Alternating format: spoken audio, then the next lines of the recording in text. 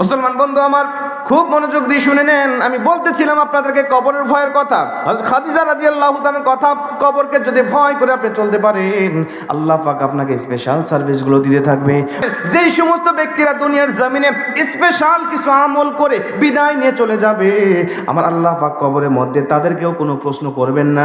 যেমন নবীজি বলেন, যেই ব্যক্তি 5 ওয়াক্ত ফরজ নামাজের পরে একবার করে আয়াতুল কুরসি পাঠ করে বিদায় নিতে পারে, আমার আল্লাহ বলে ওই ব্যক্তিরও জান্নাতে যাওয়ার জন্য শুধু বাধা থাকে একটা, মরণ। ও মরে না বিদায় জান্নাতে যায় না। আমার আল্লাহর কাছে ওই ব্যক্তি আয়াতুল কুরসি প্রতিদিন পাঠ করার কারণে ওর কবরটাকেও জান্নাতের বাগান বানায় দিবে। জোরে কোন সুবহানাল্লাহ।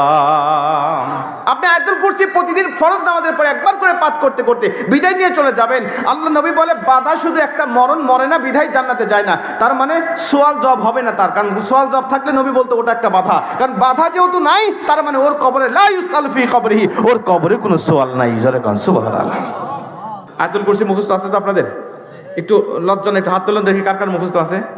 কার কার নাই না তাদের হাত তুলতে বসে না, যারা আছে তারা হাত তোলেন। লিল্লাহি তাকবীর। আয়াতুল কুরসি সূরাতুল বাকারা 255 নম্বর আয়াত, হাত নামান। আপনারা, আমি চাইছিলাম যারা বেশি হাত উঠবে, এই সন্তুষ্টজনক হাত উঠলো না, সন্তুষ্টজনক না এই হাতটা। আপনারা এই আয়াতুল কুরসি মুখস্থ করে নেবেন। শোনেন, শুধু এই আয়াতুল কুরসি আপনাকে জান্নাতে পৌঁছাবে বিষয়টা এমন নয়। এই আয়াতুল কুরসির এত ফজিলত, দুনিয়াতেও এই আয়াতুল কুরসি আপনাকে সুরক্ষিত রাখবে।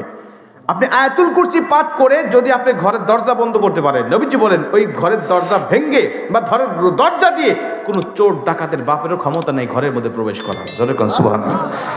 আয়াতুল কুরসি পাঠ করে আপনি ঘুমিয়ে যাবেন। নবীজি বলেন আয়াতুল কুরসি একবার পাঠ করে ঘুমিয়ে যাওয়ার কারণে আল্লাহ আসমান থেকে একজন ফেরেশতা তাকে সিকিউরিটি গার্ড হিসেবে নিযুক্ত করে দেয়। ফজরের ওয়াক্ত হওয়ার আগ পর্যন্ত ওই ফেরেশতা তার পাশে দাঁড়িয়ে থাকে, অযথা দাঁড়িয়ে থাকে না, আল্লাহর কাছে তার জন্য মাগফিরাত কামনা করতে থাকে।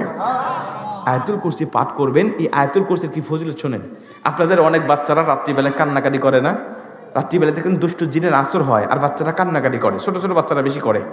আপনি এই আয়াতুল কুরসি পাঠ করে তার দিকে ফুঁক দিবেন। ইমাম সাহেবের কাছে যাওয়ার দরকার নেই, রাত্রিবেলায় তাদের কাছে গিয়ে তাদের ঘুম নষ্ট করার দরকার নেই। আপনি নিজে নিজে আয়াতুল কুরসি পাঠ করবেন। কুল আস-সালাসা 3 কুল পাঠ করবেন আর এই পানিতে ফুঁক দিবেন, তাকে খাওয়ায় দিবেন। অথবা কুল আস-সালাসা 3 কুল পাঠ করবেন, হাতটাকে প্রশস্ত করবেন। আয়াতুল কুরসি পাঠ করে হাতটা প্রশস্ত করে তার গাটাকে মালিশ করে দিবেন। অথবা আপনি এটা পাঠ করে তার দিকে সরাসরি আপনি একটু ফুঁক দিবেন।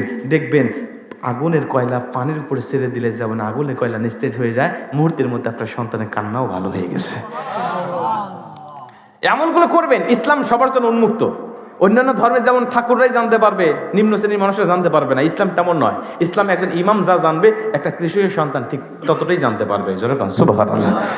আল্লাহ পাক সব আমাদের জন্য উন্মুক্ত করে দিয়েছেন। জোরে কোন সুবহানাল্লাহ। প্রিয় ভাইরা আমার, খুব মনোযোগ দিয়ে কথাগুলো